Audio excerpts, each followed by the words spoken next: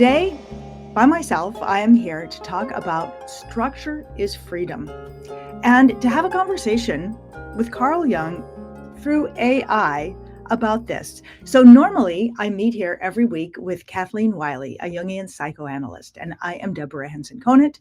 I am a composer and a performer. Both Kathleen and I play the harp, and so we call this Jung at Harp. Each week we get together to come up with a question that we want to explore, not an answer we want to pontificate about, but a question that we want to explore with you. And we do that through the chat. So we're on a platform here that on most of the places where we are broadcasting or streaming live, if you chat in the chat, it will come through to us, or today to me. So I'm going to set that up now, and I'm going to welcome you. And so here's what I did this morning, knowing that Kathleen wouldn't be here and knowing that I wanted to still connect with you all. I thought, okay, I went to AI and I said, well, AI, what would Carl Jung have to say about these two things? Number one, structure is freedom. And I chose that because right now, for the next 3 months, I and everyone in Hip Harp Academy is going to be focusing on that concept of what does it mean that structure is freedom, or structure is the foundation of creative freedom. And then the other thing I asked is, what might Carl Jung have to say about how improvisation works in music? So I am going to have a conversation with you, with AI, about these two things. And if you're hearing this, can you please let me know if you're able to chat, whether you're able to hear me? This is something I never know. Things work, sometimes they don't work. So if you could just chat and let me know whether you can hear what I'm doing. And if I play the harp, whoops, it's not plugged in, so you still can't hear it. Hi, Donald. Are you able to hear me speaking? And are you able to hear the harp?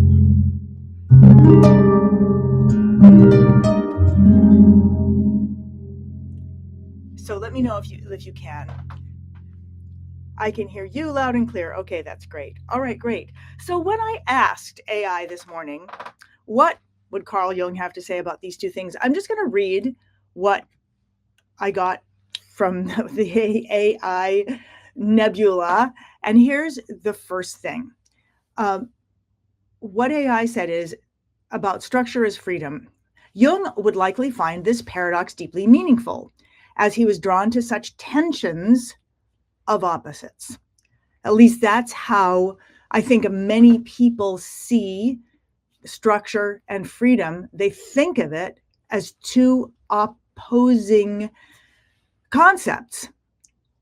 And yet, I just posted a blog yesterday. Oh, great, thank you. I just posted a blog post yesterday. It should be up now.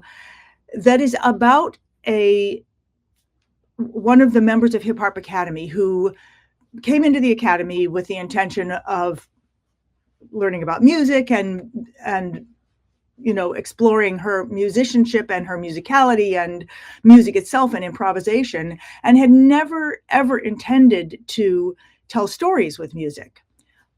But after hearing a lot of people in the academy exploring the idea and experimenting with different ways to literally tell stories with music, or to combine their own passions with music through improv, she was reading a scientific article about the Pleiades and sort of how it spawned stories throughout time.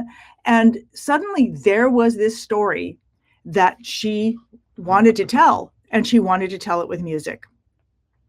And at the time she was studying blues. And so she thought, okay, well, I'm going to put it together with blues. And blues has a very, very strong structure. And so she then came to me, she got stuck, and she came to me and said, I'm trying to put this story together with the blues, but the blues has such a strong structure, she didn't say this exactly, that it's making it hard to tell the story. How do I fit the words into the structure of the blues? And what I said to her was, I don't think this is what she was expecting to hear, but I said, you don't fit the words into the already structure of the blues, but you can stretch the structure to fit the story. Now, I don't know if this is my belief or if this is a truth, is that there's a hierarchy. All my life, I've been telling stories with music and words and music always. And ever since a kid, my thought was the meaning of the words, the story that I'm telling is the number one thing that has to happen. The words that I use to tell the story must be in the feeling and the meaning of the story. And the music has to stretch and not accommodate, but speak to that. The music has to open up. So while I'm going to play the blues that she was playing. So it was a blues that I call the contemplative blues. It's in A minor, and it's got these really beautiful open chords. And you can play blues Z music, or you can play blues, the 12-bar blues. She was playing the 12-bar blues. And if I'm just improvising, I'm going to try to fit into the music. Actually, I'm not fitting in. I'm letting the music give me the pulse of what I'm saying. But I came here not knowing exactly what I'm saying. So I'm following the structure of the music. That's what I'm doing now. There's 12 bars here, 12 measures of music, and this pulse, this beat, it's like the banks of a river in which I can flow, and that's how it will go. And this is when I'm putting myself into the pulse of the blues. So that's one way of the structure giving me freedom. It's kind of pulling me forth. It's guiding. The structure of the music is guiding me. But that's not what she was doing. She was telling a story, and the story was she needed to tell the story, and there were times when she needed space, much more space than that, in between each part of the story that she was telling. She might even need to come away and use her hands or gesticulate. And in that case, the structure needed to open up. It couldn't even necessarily follow the 12-bar form, because there were times when there needed to be a kind of a question and then a resolution. A question or a moment of tension where something might need to be expanded or talked about, and then a resolution. And so in this case, what I said to her was, the structure, you don't fit the words into the structure. You stretch the structure to support whatever words that you're going to say. And if you go to my blog right now, you can actually see her story, which is this fascinating story. It's the first story she's ever told with music. And it's a story about the birth of storytelling. And it's it was just one of those moments when, someone does something for the first time and you're like, wow. And all it took was for me to say to her, I mean, she started putting it together. She saw what other people were doing in the academy, the experimentation. She loved the blues. She loved these particular harmonies. So it was like she had all her stuff, but she had this idea that this structure had to be followed and that it had a certain pulse to it, which is true until you start combining it with something that is, I don't want to say what's about to come out of my mouth, but I'm going to say it and then we'll see what that means. When you combine it with something that has a greater meaning or a greater, I don't know, meaning quotient, or I don't know, when you're telling a story, the story. Oh, now I'm thinking, see, now if Kathleen was here, we would be going back and forth now and going back and forth with myself, because there are times, like say in a sea shanty or something like that, where the structure of the music actually becomes, or when the underlying pulse of the music is actually part of the story in a certain way. But in this story that she was telling, the structure of the music had to open up, and yet it still had to, or she wanted it to be able to also illustrate this, not just, when you listen to it, you'll hear her literally illustrating certain parts of the story, but she also wanted it to enhance or reflect or give an atmosphere of other parts of the story. And so for that, one of the biggest things that I told her, and you actually can see a coaching session, you can see 45 seconds of a coaching session in that blog post. Basically, I was telling her, yeah, you need to stretch, and you need to know what are the arrival places of the music and what are the places that can hold it up. So when I'm playing, this is an arrival place or a starting place. I mean, when you go, that's like, and I'm here. That's the arrival. So I was showing her that is not arrival. And when you make that chord and you create that kind of harmony, you can talk and talk and talk and talk, and you can wait, you can keep talking, and the ear is waiting, the heart is waiting for the moment when you come back and resolve onto that. And so those tensions that are naturally a part of the music can open up to make way for the story. So I see Donald saying, so the structure is the scaffold you can fall back on, but it's not the story, thought, or emotion, which is the main thing you are connecting to connect the audience with. Right. Yeah. So the structure is there. Oh, sorry. Let me pull this up because I can. The structure is there to support and not confine. And that's why it was interesting when I went to AI and AI was saying, well, Jung would be interested in this kind of a paradox between structure and freedom. I don't see it as a paradox. I mean, this is AI talking. So we don't need to talk about that. But I mean, it's fascinating because it gave words to this thing. It gave me something to be like, oh, wait a second here.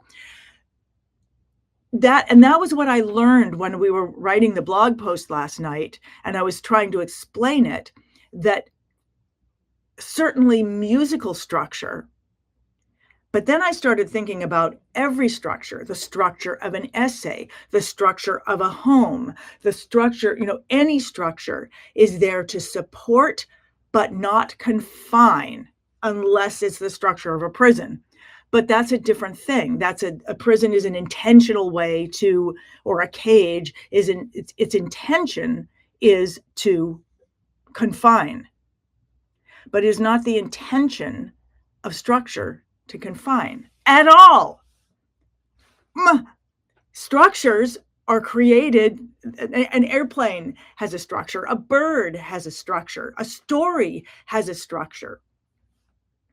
So, and without that structure, and this is what I was very interested in. I intentionally, I started reading what AI said, and then I was like, no, I'm going to wait until I'm online with you all. It was interesting. So what it said was, the ego needs boundaries to function.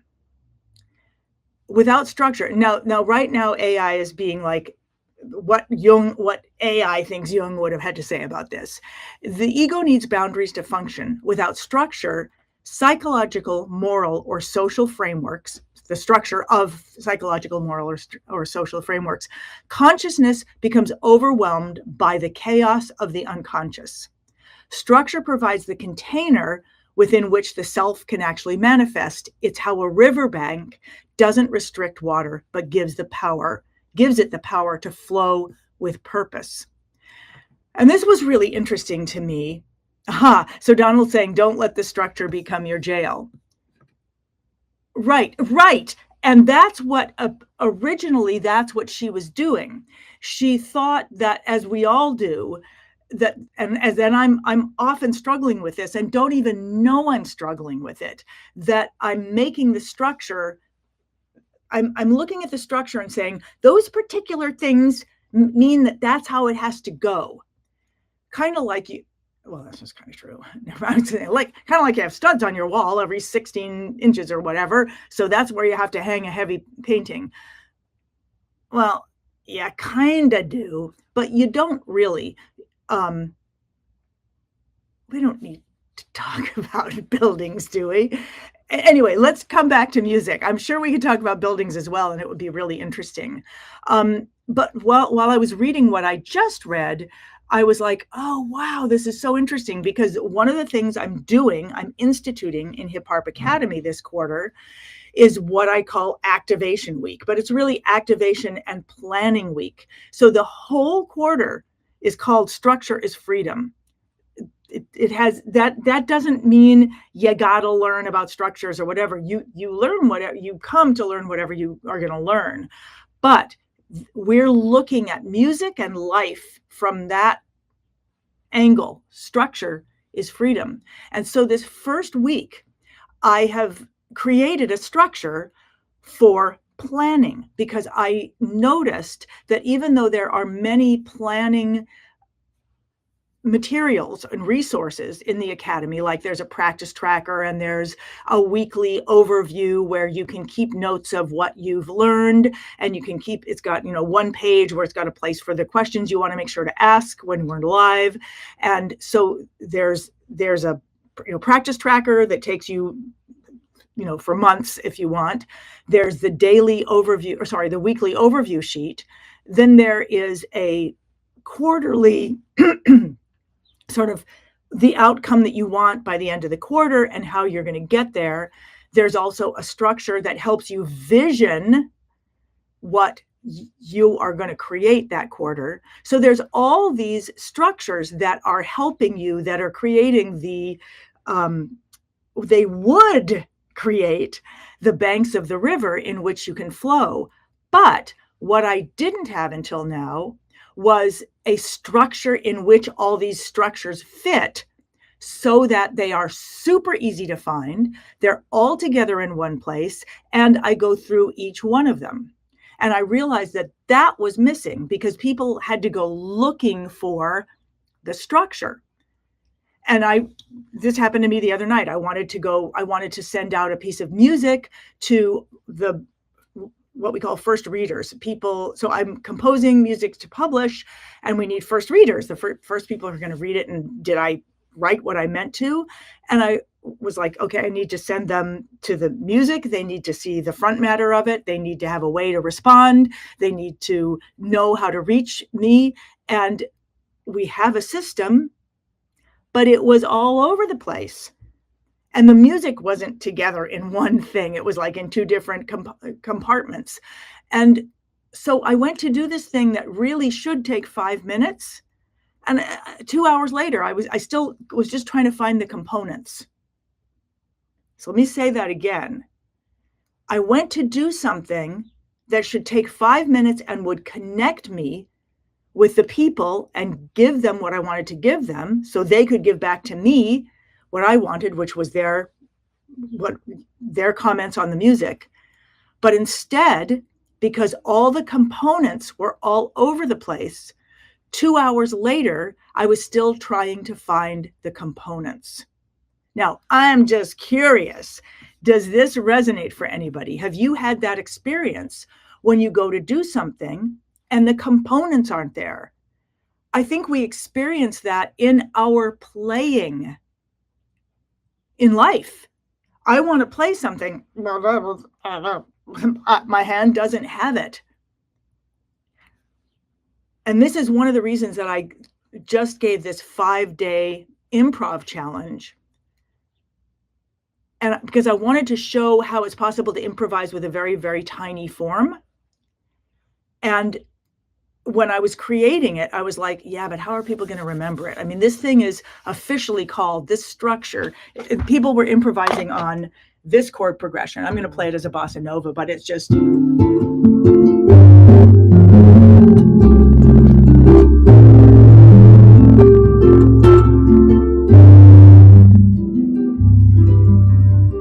So you could think of it D minor, G7, C major 7, and A minor 7, D minor 7, and G7, and C major 7. Or you could just think D, G, C, A, D, G, C. So why could you think those two things, something complicated and something simple? The structure of the harp makes it so that no matter, if I play a certain shape with my hands and D is at the heart of it, I'm going to get a D minor 7, or that's actually a D minor 9, A minor 9 with a 6, C major 7, or a 9, A minor 9, D minor 9, and G major 7, and C major 7. I might have said it wrong, but it's so the structure of the harp and how it's tuned and the structure of my hands is going to give me those automatically. So already it's a simpler. I can only think D, G, C, A. But then I thought, yeah, but jazz musicians would call this 1-6-2-5 because you're in the key of C. So that's one. No, they would call it 2-5-1-6. And because this is the second degree of that scale, the 5 degree of the scale, the 1st degree of the scale, the 6th degree of the scale. Yeah, so that's 2, 5, 1, 6, 2, 5, 1. But the people who were coming to this challenge many were improvising for the first time. Some of them were new to the harp. Some of them were new to harmony. What would make it truly easy? What would make it possible for them to do this thing? To do this thing without having to know what they were supposed to need to know in order to do it. So think about that for a second. What would make it possible for us to do something that we don't know how to do yet? And so the night before I created the challenge, I was like, if only there was a sentence, because, the letters of the scale, D, G, C, A, and the sentence came to me, don't get caught anywhere. Don't get caught. And as soon as I got that phrase, I knew that would make it possible for anyone. Maybe, anyone who has a harp and knows the names of the scales, knows the names of the notes. If I was doing it with somebody who had never touched a harp before, I would have come up with a different analogy. It would have been, above the red, above the black, I don't know. It would have been something that was relevant to the colors of the harp. But the point was finding a structure, finding the way to describe the structure that gave people freedom. After that, then they could find those notes And then all they needed to know was a simple principle of chord building that happens to work really beautifully and simply on the harp. And the simple first principle of chord building is that you play every other note. And so all they needed to know was they could put their first, their second finger here and play this, or they could put a note above it, and then they're doing the same thing, but they're adding a note above it, or they could add 2 notes above it and put the bottom note that don't get caught anymore in their third finger. Or they could put it in their 4th finger, and then they could put all 3, if they could physically do this. And they could do it with both hands. Now, they might not be able to do that technically. They might need to be simpler, but it's not like simple is less beautiful. The point is being able to give them a structure, and what I ended up doing, I just realized this right now, is I ended up utilizing a structure they already spent years developing, the structure of language. And by piggybacking on their already understanding of language, I was able to say, don't get caught anywhere, don't get caught. And it had meaning to what they were doing, because it was like, don't get caught in perfectionism, don't get caught feeling you have to do every note right, all of that. It allowed them to take one structure that already made sense to them, that they could hold on to, that was easy to remember, and then just apply the other principles over that. So what am I talking about? If Kathleen was here, I'd be like, Kathleen, what am I saying? So let me pull up Donald's most recent comment. Donald says, structure allows you, ooh, I love this. Structure allows you to let your full focus be the task at hand and not having it distract you from being mindful of what you're trying to do. So that reminds me of what AI said when it said, without structure, psychological, moral, or social frameworks, without structure, psychological, moral, or social, and I would say, or musical frameworks, consciousness becomes overwhelmed by the chaos possibilities of the unconscious. Structure provides the container, focus, direction, within which the self can actually manifest. It's how, like a riverbank doesn't restrict the water, but gives it the power to flow with purpose. And when we put this thought together with the thought before that there was someone who was telling a story, they were telling a story, the structure of the music was interfering and trying to bend the story. The story already had structure in it. And that structure was the more meaningful, not the more meaningful, but it was the one that needed to be followed. It was the leader structure. Wow. So there can be leading structures and okay. Leading structures and following structures. I love it. Okay, all right. Now suddenly I'm thinking about the line dancing class I went to on Thursday night or Wednesday night, whatever, it doesn't matter. Oh, okay, all right. So anything else you guys want to say about this? Because AI gave a whole bunch more stuff I'd love to go through. And now that we're talking about this, and if you go and you watch that video of Leela telling her story, and think about how this happened. So this is someone who got a harp. I'm pretty sure she's a psychologist.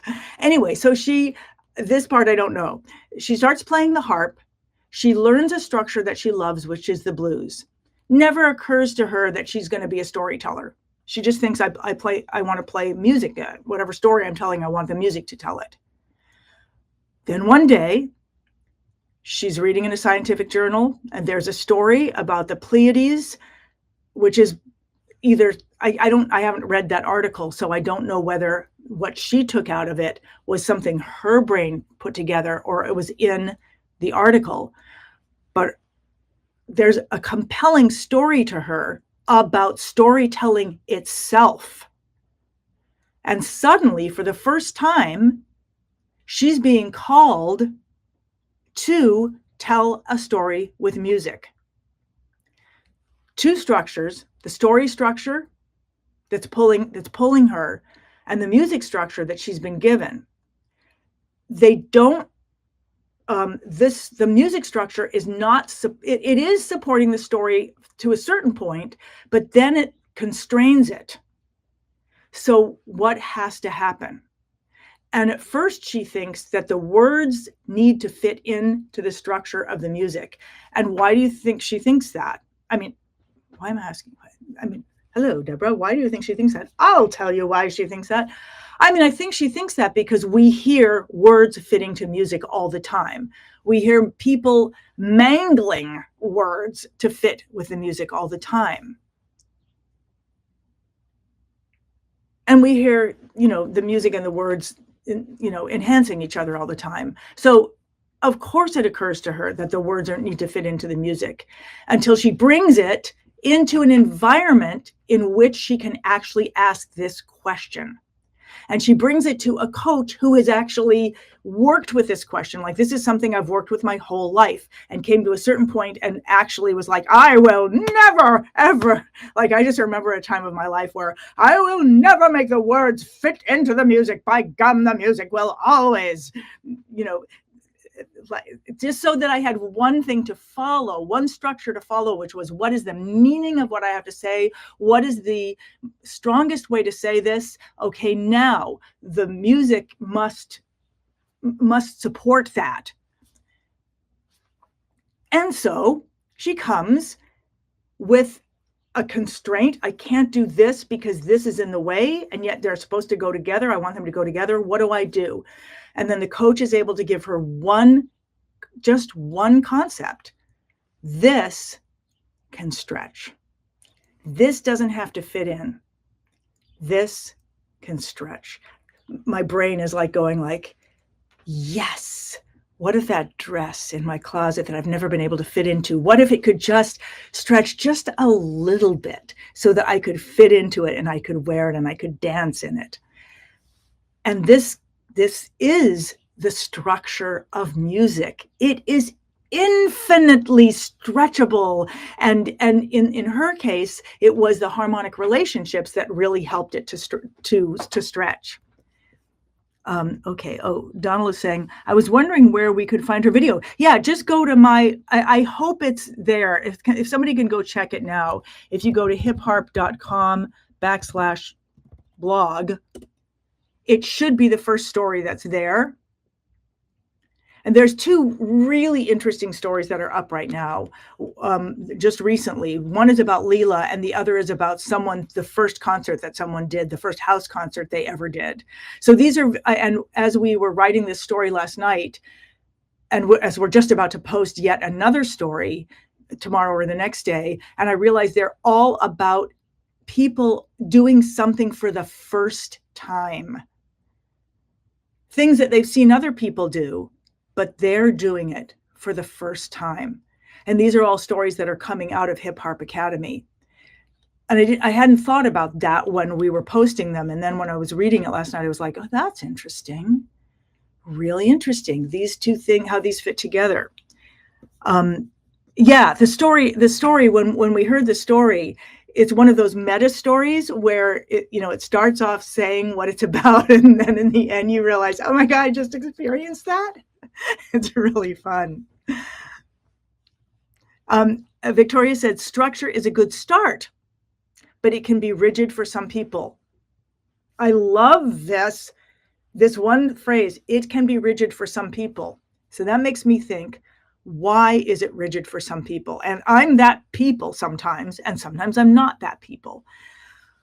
Victoria is saying, what I'm hearing is that expert coaching plus structure can help us use the structure to expand rather than being confined by the structure.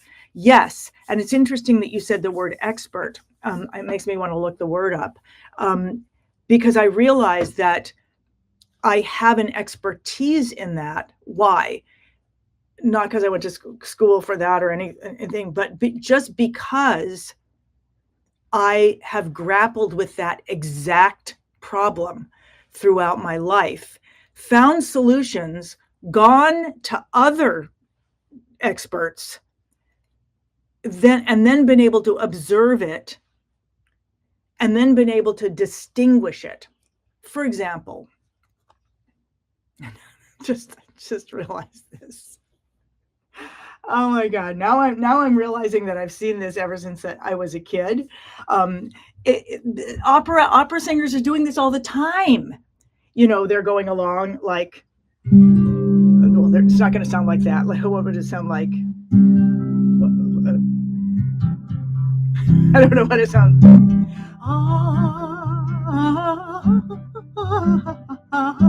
Let me do it up.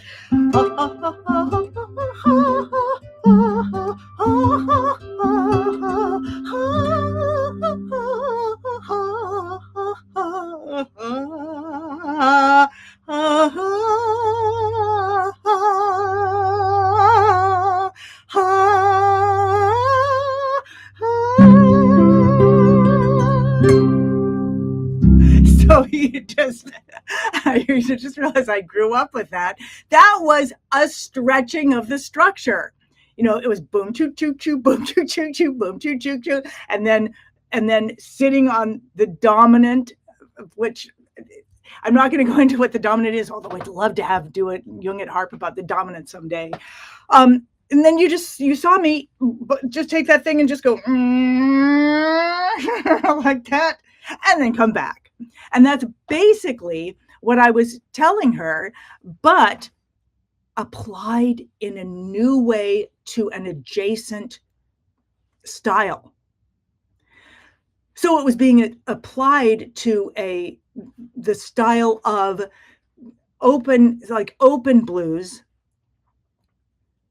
but then another style on top of that, which was storytelling. So, and of course, the expert is that person. I'm the person who's like, my God, am I doing it right? Am I going to fall off the thing? And the expert is the one like, there is no problem. You can walk on this thing, because they've found the balance.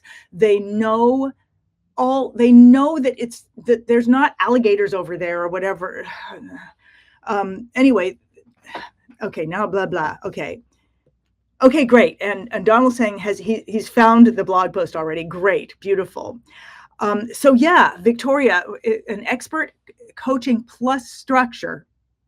So the expert, well, hopefully what the expert will do is give you the most foundational structure. In other words, with the least amount of bells and whistles, so that it has room in it already. And then the expert or the experienced person, maybe that's where expert and experience, I don't know, but the experienced person, the inexperienced person will try to follow the rules because they're afraid that if they don't, they're going to fall off. And I know this because I am often that person who's like, if I don't do this right, I'm going to, I don't know, something, whatever. I mean, that's me almost all the time in life, except when I'm cooking or when I'm playing music, when I know the land and I know what can be stretched. So yeah, being able to have an expert to go to and knowing what the structure is lets us expand it rather than be confined by it. But we don't know in the beginning what can be stretched and what can't be stretched. We don't know what's holding up that structure. She didn't necessarily know that this is like, or this is going to hold people in place until you do this. so she just needed to be like, I mean, what I told her was so short, so little. And then she was like, now I got it. And then she took it back and put it into play. So Victoria's saying, I think being unconventional helps. You value freedom and you like to break from rigidity. Some coaches or teachers are rigid and they would benefit from breakthrough, honestly. That's called taking someone else's inventory. You should change. It's true. I've been told many times that I'm unconventional, and it's not intentional that I'm unconventional. I'm just kind of missing certain conventions, but I think that this comes from my training. And I don't know if it's because I don't know why my mother trained me this way, but I think I've always had a very hard time remembering specifics or what comes after what, or I don't know. And so she was always, okay. Here's the simplest form of this. It's like this. Okay. It's like this. It's just three things. Okay. They fit together like this. So, and I think she was often using metaphor to help me see.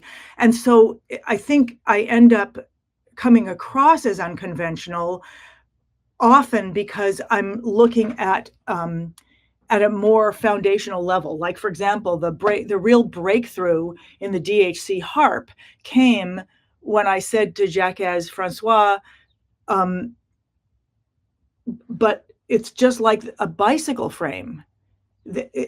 Look at it. It's a bicycle frame, but it's a bicycle frame with strings.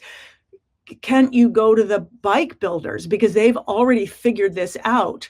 And this was the big breakthrough in the building of the DHC harp. And to hear about that, you can go to my TEDx talk, which is on my homepage, hipharp.com. Hip is in cool, harp is in the instrument.com.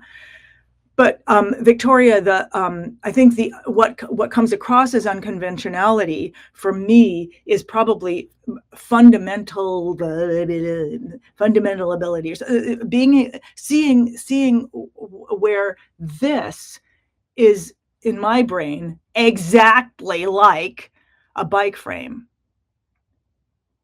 To my brain, they're exactly the same thing. I get that they're not, but they are. And so I think often then I'll find solutions that are based on that foundationalness rather than the convention, because I can't even see the convention.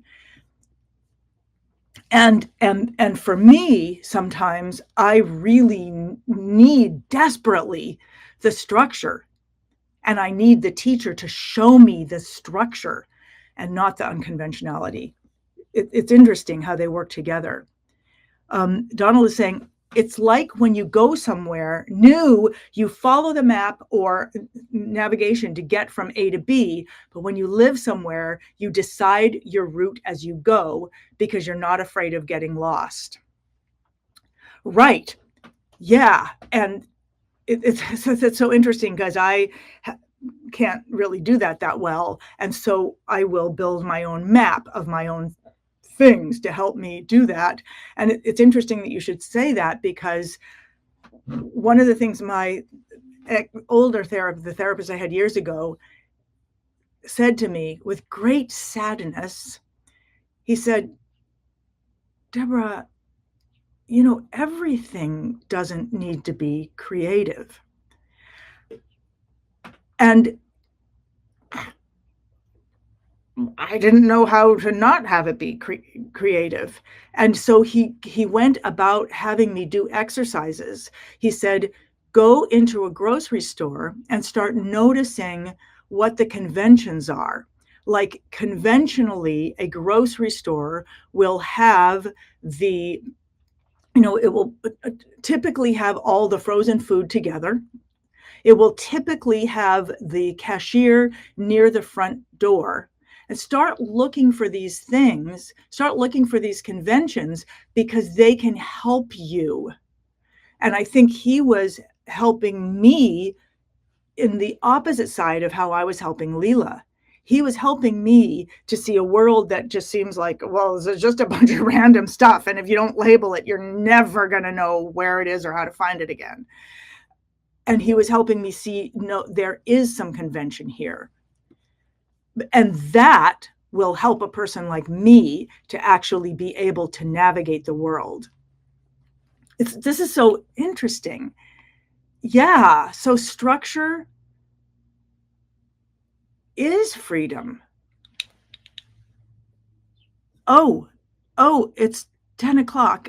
All right, I have a meeting to go to.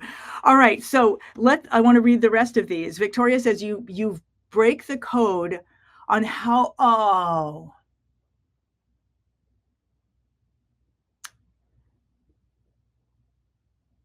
you break the code on how to be free without being lost. You drew the map or structure to freedom. That is my intention for sure. How to be free without being lost. Or even to be okay being lost for a little while with having trust in that moment of being lost that there's a way back. And you're absolutely right. That is what I am teaching, and that is what I'm focusing on teaching this quarter. So thank you. Kathleen will be back next week. I will not have to resort to AI for this insight into another musical mind. And of course, you are here always. This was amazing. So thank you so much. I just got to the beginning of what it said. I could come back here 20 times in the next few days. Okay. Anyway, thank you so much. Thank you, Victoria. Thank you, Donald. Thank you, everybody else who just said hello here, and all the people who comment on Jung at Harp in between times. Oh, I'm clicking stuff. Okay. Thank you. Thank you for this conversation.